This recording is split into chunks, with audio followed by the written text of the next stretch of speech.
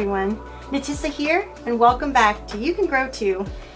This video is the review of the 2025 going into the 2026 fall and winter season here in the subtropics of Florida where I garden.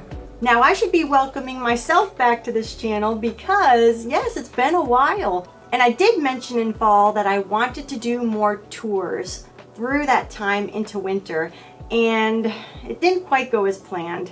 And as you know, in life, sometimes we get distracted or priorities just temporarily change, just like in the garden when seasons change. And I wasn't able to film as much as I'd wanted.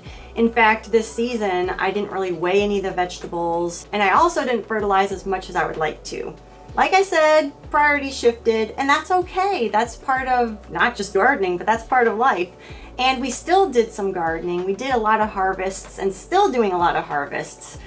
But this year was all about just the fact that it's okay. And every season I like to have a type of theme that goes with it, reflecting on the overall, how the season went. And for me, this past fall and winter has been, everything is okay. Don't worry about whatever because it's all okay. There was a lot of other things that happened that kind of made me try to relax as things were going on.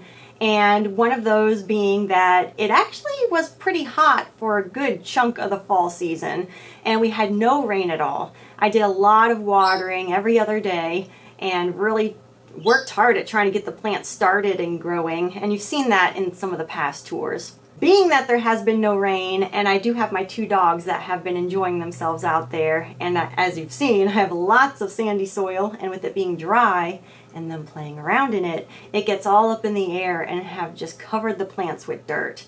And you know, it kind of gets, well, it gets a little discouraging because you can't really wash it off because some of the plants don't like their foliage wet. And not just that, but even if I were able to keep the plants clean, they would just go out there and play again, which is fine. That's just real life. But that was a big thing that happened in fall, was getting all the dirty plants. In fact, I think that's partially the reason why the tomatoes didn't start off too well, as we saw in the earlier fall tours. And dirty plants, I mean, it doesn't look good, but it's probably, like I said, not good for them because of introducing diseases. And I'm not a scientist, but I'm pretty sure plants do take in, you know, oxygen through their leaves, and if they're all dirty, it might make things harder. Like I said, not a scientist, but I feel like you just don't want your plants full of dirt. It did start out hot, like I said, but later, toward the end of January, early February, we had some frost. And I'm located here in the subtropics of Florida, zone 10, and we hardly ever see any ice. But my bird bath out and back had a sheet of ice on it. A lot of the plants in the morning had where the dew would be on the leaves. It was ice. It was unbelievable for where I garden here. I even got to see some flurries. Oh, I wish I could have been able to film that, but it happened so quickly. But that's something I've never seen ever before living here. So it is pretty neat. But in Florida, here where I garden, a lot of the plants I have out here are tropical plants. So it was really interesting to see after that freeze how the tropical plants were not doing well at all, like the bananas, the eggplants, some of my papayas. And then looking at more of my temperate climate crops, the crops that are more commonly grown here in America, they were doing very well. But remember, our winters here in Florida mimic some of the summer times up north. So a lot of those crops were happy. But it was really interesting to see the difference between the two. But I will say that a lot of the plants that are tropical are bouncing back very nicely. Even though I knew there was some sort of freeze or frost coming, I did choose not to cover my plants. I just don't, because generally, like I said, here in zone 10, we don't get that cold here. And yeah, some of the plants get a little damaged, but to me, you know, I would rather not have to worry about covering it up, knowing that most of my plants will make it through. In fact, my sugar apple, my little sapling tree that I planted out there, it looked dead. In fact, on one of our tours, we saw the leaves starting to die off, and that's actually natural with the sugar apple from what I've read. And thankfully, a lot of those leaves that have fallen off now are starting to grow back now that it is warming up. But I will say the one thing we did lose, I was so disappointed, was our tropical pumpkin in the front yard that seeded itself. There must have been a seed in the ground and it started to grow, and we've been following it through the fall, and I was so excited, but that did not make it through our freeze. I know I didn't do a lot of weighing of the produce like I've mentioned before, but we did break a couple of records from the last couple seasons, and that was we grew our largest beet and our largest kohlrabi. And in fact, there's actually a lot more kohlrabis out there that I may have broken the record again. In editing this video, perhaps I will have harvested one of them. I'll let you know if I broke the record again. I thought that was pretty cool because it's showing that I'm getting better and better at growing vegetables here in Florida. Another thing that happened that kind of made things a little difficult was, long story short, I was having a harder time being able to go out into our front yard, and that's where I do a lot of gardening. Also, that's where the carport is located, where I do a lot of seed starting, and I wanted to do a lot of succession sowing this year. And I did a bit of that, but I used that area and the sun coming through to help get plants started, get them acclimated outside, and I just wasn't able to do that. So, you know, I'd have to think about how we're going to do things differently, because I have a feeling it's going to be something I'm just not going to be able to do at certain points of the year, which is fine. But, you know, that's what happened. And I noticed the plants that I started inside, not being able to get them outside as much as I would have liked, it did affect them. But we did get some of them out here, and they are growing and doing fine. But it's just not the most ideal situation. So we'll have to look ahead and see how we're going to solve that problem if I'm not able to go in my front yard for a certain period of time. Now for some lessons learned this season, and there's always lessons learned. One of them was on the carport side of my house. That is the south side. That is where a lot of the sun hits that part of the house, and it makes that area very hot. And toward the end of summer, we had our oak tree taken down. We had to clear out everything on that side of the house to get the equipment in. And after all was said and done, we had a watermelon self-seed there in that spot because I buried some food scraps, and it actually grew us a watermelon. And that was such a neat thing to see because, I mean, it did go through a lot of stress because of the heat and that sort of thing, and being very exposed because all the plants were taken down. But it did grow us a watermelon, and it showed me that I might be able to grow some things on that side of the house more than I thought before, because in the past videos you've seen me grow a lot of tropical plants, but to be honest, I wasn't really harvesting much from them. It's one of those things you learn as you start gardening, of what plants you're going to really harvest from and what's really going to grow well and all that. And honestly, I think with that one watermelon that I grew and harvested, I probably picked more food on that side of the house in that moment than I have with all those tropical plants that were growing in that area for the last couple of years. So that was a lesson learned in that having to clean everything out, that, you know, I'm learning what I can grow there with the new circumstance of having no oak tree giving shade, and really having a restart, and also learning the timing of maybe growing watermelon there, growing pumpkin. I did grow one pumpkin on the side of the house as well. It was a small little Seminole pumpkin, but again, needing to learn when to grow these things and how to take care of them on that side of the house, because it does get very hot. But there is such potential. And part of that lesson learned, I should say, is I grew that watermelon through fall, and we did get a watermelon from that. And I didn't get that winter watermelon that I was hoping for, but perhaps if I gave a little more tender care, I would have been able to. But the point is, I think I'm onto something. Across from the carport side of the house, there's a fence there that in the fall and winter time it does get fully shaded. And I did try to do tomatoes along that area, and some tomatoes did produce in complete shade, but a lot of these tomatoes are smaller fruits, which, you know, give you a better chance at being able to get fruit in the shade, because that's definitely not ideal.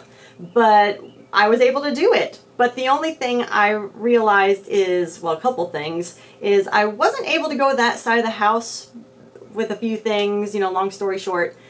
But also with tomatoes, that is a very, I guess it's a type of plant that you really generally need to care for a lot, like trimming and tying it to a trellis and that sort of thing. I kind of forgot about them, I'll admit. As I was trimming all the tomatoes in my main garden, I would think about later in the day, oh, I forgot about those tomatoes on the side of the house.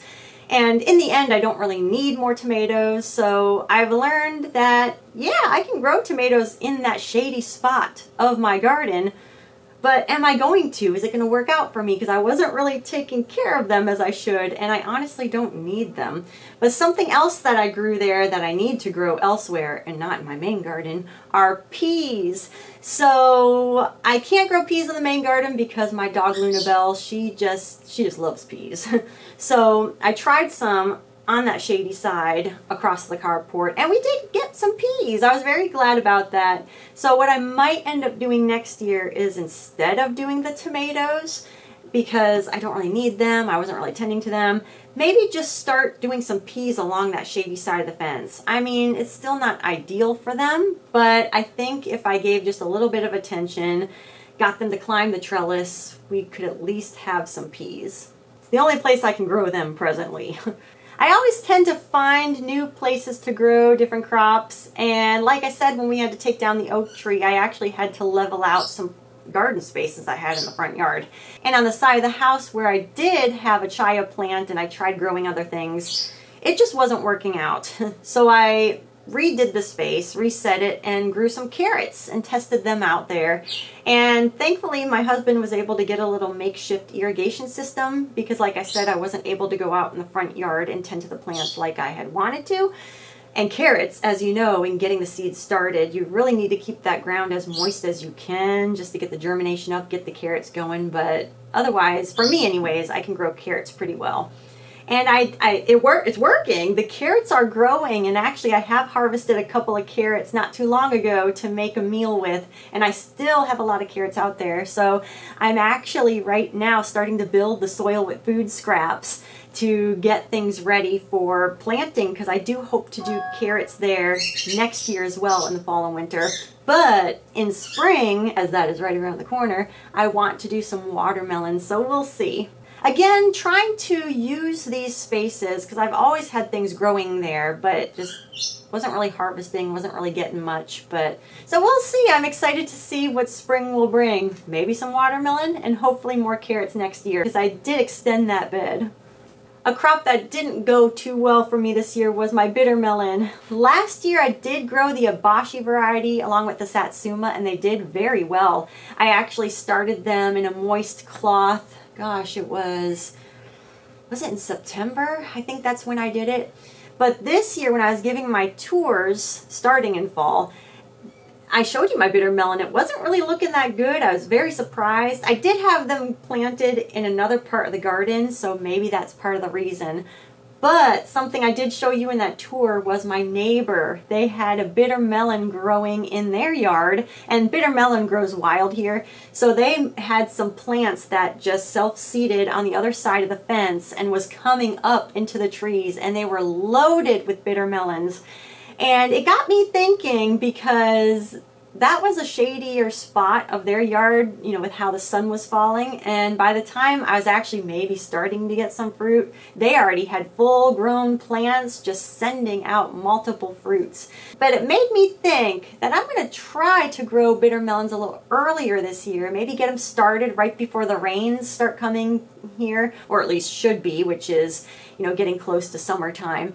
Maybe have them as plants, plant them out in the garden, keep them well watered, and then hopefully we'll, like I said, have some rain, and perhaps I'll have a sturdy, strong plant that will be producing more fruit once we're heading into fall, instead of a plant just starting to grow.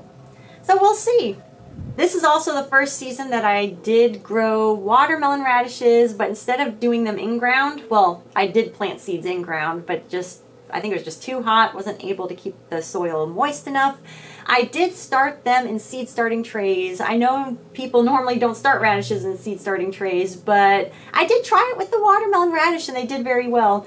I ain't gonna lie, I didn't harvest them. I kind of forgot about them. The heat is getting to them and they're just no longer any good, but I'm just gonna let them compost in place. But I think I might do that next year. Just start the watermelon radishes in seed starting trays. It is a larger radish, so it might feel more worth it. I mean, why do that, you might ask? And a big reason for me is because it is so hot here sometimes still, and when I'm taking care of a plant in a seed starting tray, it allows me to take care of it better and until it's strong enough and ready to go outside instead of trying to tend to a seed out there.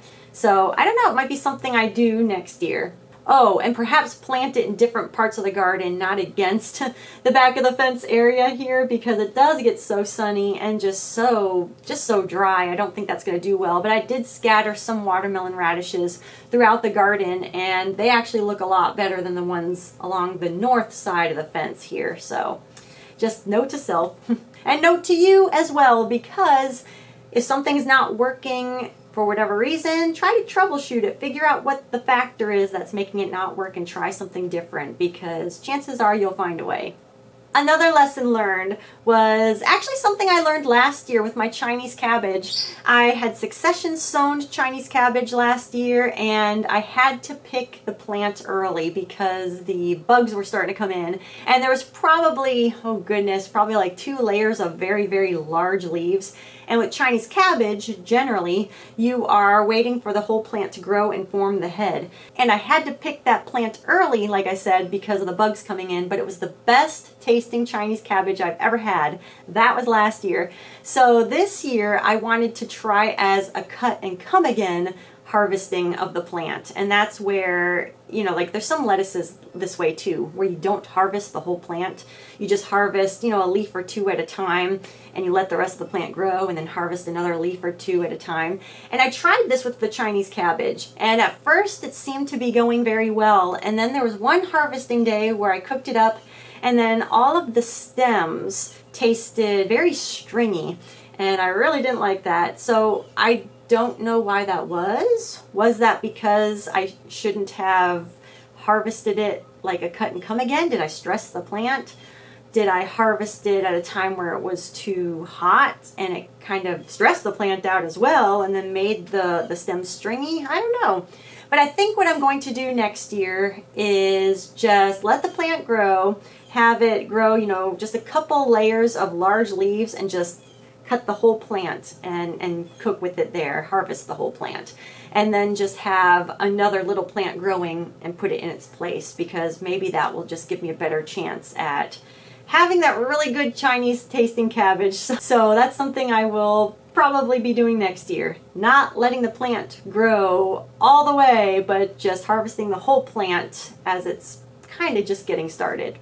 Another lesson learned, but it's just not ideal, but sometimes you got to do what you got to do if you want it. And that was with dill. I planted dill in the raised beds toward the middle of my garden, and I would rather have all my herbs by my back door. But not every plant can be grown by my back door, and some herbs like it, you know, with lesser sun or more, you know, healthy soil, whatever. And the dill, it grew very well in that raised bed, and I'm just going to accept that that's where it likes to be, and I want my dill, so that is where it will be.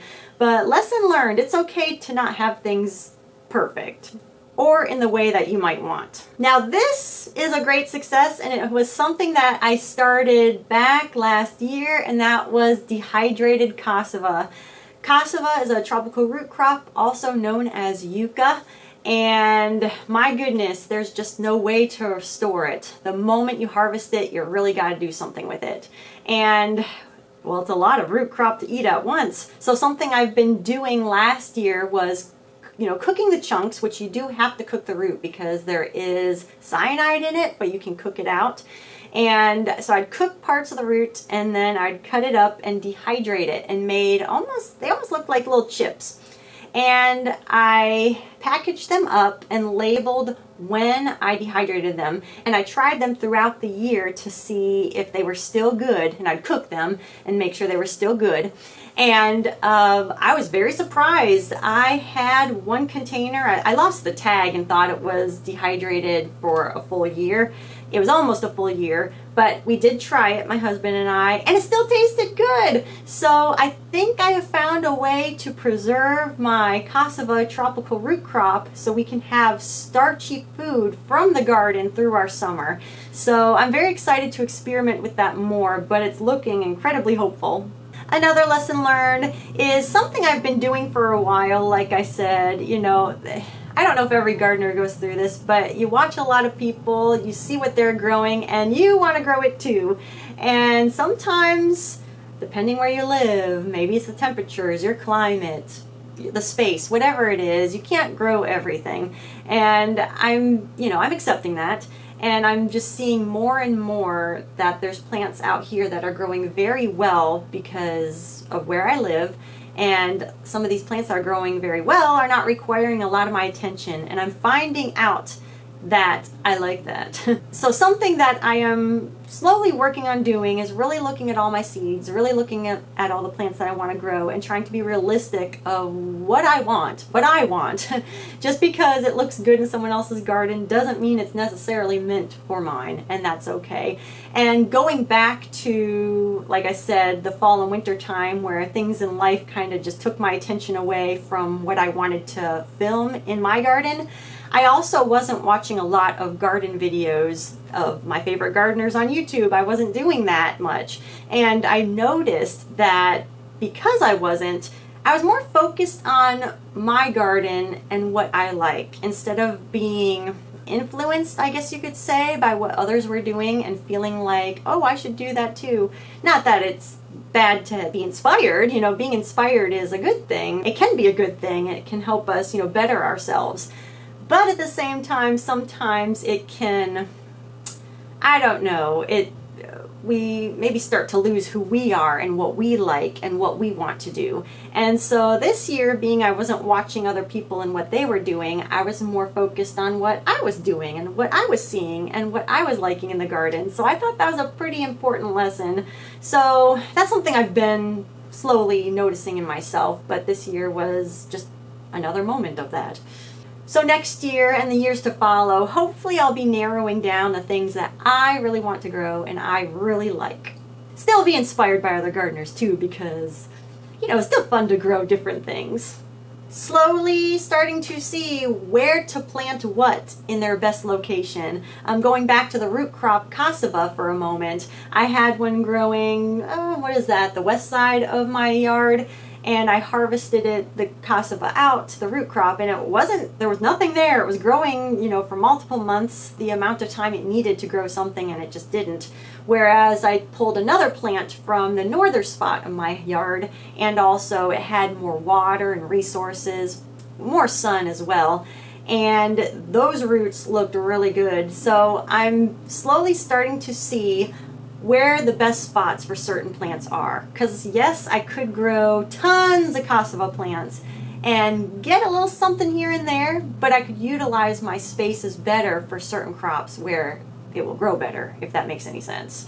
So that's something, I have been learning about and observing, and that does just take time. And like I said, our oak tree has been down, so that really kind of changes the factors in the garden. So always learning, always observing, but it's always important to plant things in different places and learn where best certain plants grow, and you just go on from there, utilizing those spaces, utilizing those plants, and your harvests will grow. So we'll see how that goes as I plant everything out for spring and summer.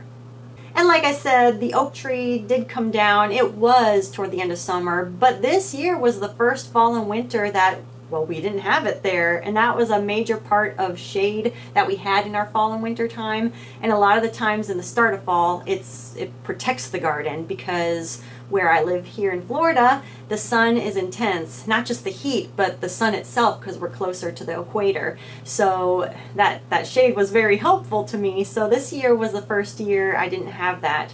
But you know, we did pretty well. I'm looking at everything right now. It's, I mean, we did very well. However, like I said, I have been watering every other day, and we haven't had any rain, so that does affect things. But like I said, this was the first fall and winter season without that tree. Along with in the front yard, our big tree we used to have in the front with all that passion fruit, that has been down as well. So a lot of, you know, new things to learn with these spaces. And last but not least of our fall and winter review, we have our harvest successes. Catnip. Well, catnip is part of the mint family, and if you know about mint, or if you hear others talk about mint, they say it is so easy to grow and you can't get rid of it, and I've never experienced that. I actually find mint to be very difficult to grow. I'm sure it has to do with my sun, my heat, and very sandy soil. But I grew catnip by the sunroom window, and honestly, I just threw the plant there because I had no other places for it. I did not see it as valuable space for it, but it grew lush. And I actually been harvesting it and dehydrating it for tea and been experimenting with that. But I'm so shocked at how well it is growing there. I have not fertilized it. I have not amended the soil in any way. I don't even want to call it soil. It's very sandy and rocky, and I don't even know, but it is growing there wonderfully. I am shocked. So next year, I'm very much wanting to grow catnip there again. I also want to try lemon balm. I think that's in the mint family, along with mint itself, and maybe try some holy basil and skullcap. Those are all good tea plants for relaxation, and I'd really like to see if it would grow in that space, because my goodness, that catnip is doing really well. Maybe that's the place for mint-like crops. Another successful crop, but I don't know if I'll be growing it, is the yam. Specifically, I'm talking about the Dioscorea bulbifera. If you saw in the summer tours, the vines were growing over the raised beds. They were so beautiful and really produced a lot of aerial roots, the tubers that you could eat like a potato. And I did dig up the root system. You know, it's a 1-year plant, so it wasn't much, but I don't even think I have a picture of it.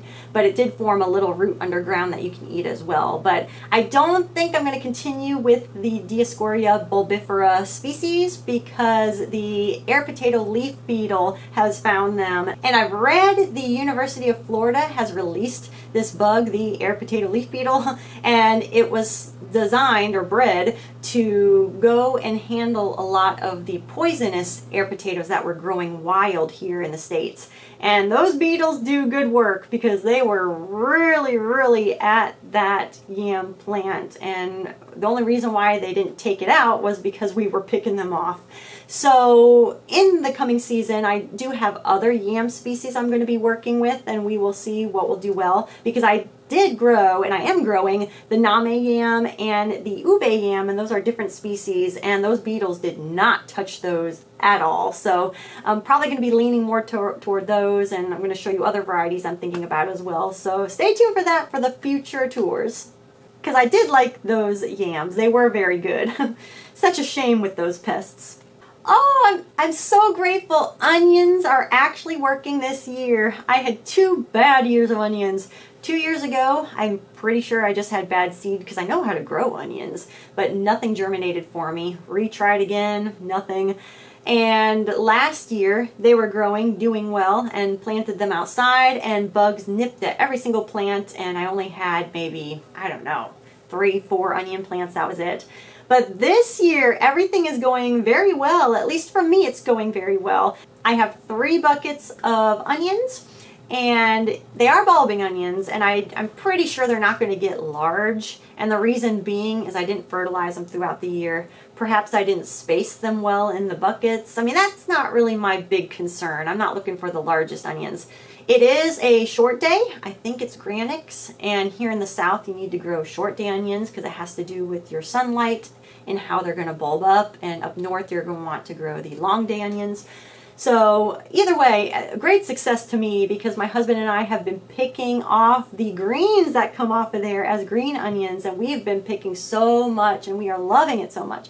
So that might hinder the bulb growth, which is fine by me, like I said, because as long as it gets, you know, a little size, I'll be happy with it, because I'm not thinking about storing the onions at all because I don't know how well we can here in the hot, humid South.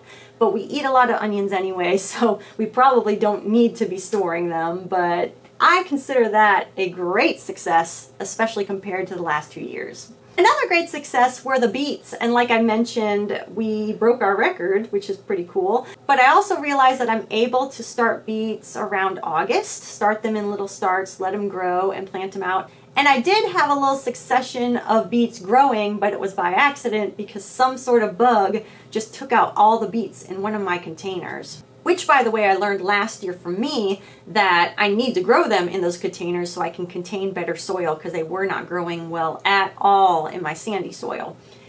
But the bugs took out one of the containers and I planted more beets, got them started inside, let them grow a decent size, then planted them out. So I actually had 2 rounds of beets, harvested my first round and then planted my second. So it kind of showed me about how to do the succession sowing. So next year I'm going to try planting my first round in August and maybe mid-September, early October perhaps, start planting my second round. So by the time I'm harvesting beets, I'm planting more in its place and I'll get my last round that way. So yeah, we'll see. Maybe even do a third succession or at least test it out. But this year was a good success. Another good success for harvests were broccoli. My goodness, last year complete bust, and that was because I think the plant was too happy in the container and it was getting that nice shade from the oak tree last year.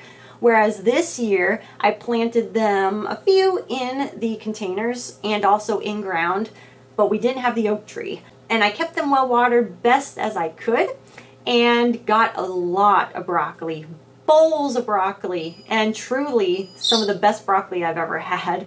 Anything from the store, not as good as what I had grown. But another big reason why I think I had such good success was because of the variety. And that's actually something that can kind of make or break your gardening experience, is what variety you do have. And I'll put the name down below because I can never remember it. I always call it my tropical broccoli, but if I remember correctly from what I read, is this broccoli was bred somewhere in South America near a more tropical region, so it's able to handle our area better. And I'm in the subtropics, and I'll tell you what, I'm still picking broccoli. It's coming down to the end because they're all flowering pretty fast. But my goodness, I'm absolutely doing this variety again next year. It was such a success. But like I said, the oak tree has not been there. It has been getting sun, so perhaps it kind of, I guess you could say, stressed the plant out a little bit, because really with broccoli, what you're eating are flower buds. So the plant was starting to go to seed, starting to produce its seeds, so was basically producing more broccoli for me. So yes, gonna do that variety again next year for sure. At least that is the plan. Another great success that we had this year that I don't think I've ever really tried to grow in the past was cauliflower. And what made it such a success was I did grow it in one of my containers. Like I said, I'm able to contain moisture and also better soil for it. And with the location and in the sun, we grew some cauliflower, and it was the purple cauliflower. And it could have been a variety thing of why it worked out so well, because I've read somewhere that purple cauliflower can grow pretty easily. So I don't know, but I do plan on growing it again. It does take a lot of space, like about 2 foot of space all around. I mean, that's quite a bit. But the amount of cauliflower we got, adding it to our meals and our salads, it actually lasted quite a bit for us, so I'm probably going to do that again. Another example of how when different factors change, it can give us more success in our gardens, because when we did take down that oak tree, it allowed our Barbados cherry tree to actually produce fruit, because it was growing in the shade for a while. I mean, of course, it did have hurricanes, it went through drought, and just a ton of other things that just was not ideal for the Barbados tree, but it did produce us cherries right as soon as that tree pretty much came down. So that showed me that it just needed some more sun, and it also did get more rain this summer than it has in the past. So hopefully those factors are leveling themselves out, and again just shows when things align better, you can have a better harvest. My goodness, my bird is just tweeting away, but she's loving her life. And of course we had a lot of success with so many things, but I'll mention one more, and that is in-ground cabbage. I have only grown cabbage in the containers, which I do find in my experience so far, it does grow better that way than in my sandier soils. But I do see success in ground enough to where perhaps it might be something I try again next year. Again, I didn't fertilize, so that is probably part of the reason why they didn't turn out as well. But it was very interesting at the start of the season. I showed in the tour how I had two purple cabbages growing decently close together, and one was doing well because it had some shade while the other was not, because the sun intensity was just way too much at the beginning of fall. But then as the temperatures just started to go down, and so was the intensity of the sun, it actually swapped. The cabbage in the sun was doing marvelous, whereas the one that was growing in a bit of shade did horrible. In fact, right now, looking at them outside, the one in the sun is flourishing, it's starting to head up, whereas the one that was growing in that bit of shade is doing absolutely nothing. It's still a small plant. So again, as factors change, as you grow things in your garden in different spots, there's going to be better places for whatever crop you're growing. So plant things everywhere, and that's how you figure it out. Well, that is our review of the 2025 into the 2026 fall and winter garden here in the subtropics of Florida. And in these videos, there's so much to learn, so much to reflect on, and I take a lot of this information and I start applying it into the following seasons. And I hope you, through this video, may have taken some notes for yourself too. And if you made it this far in the video, come join me now for a last look at our winter garden.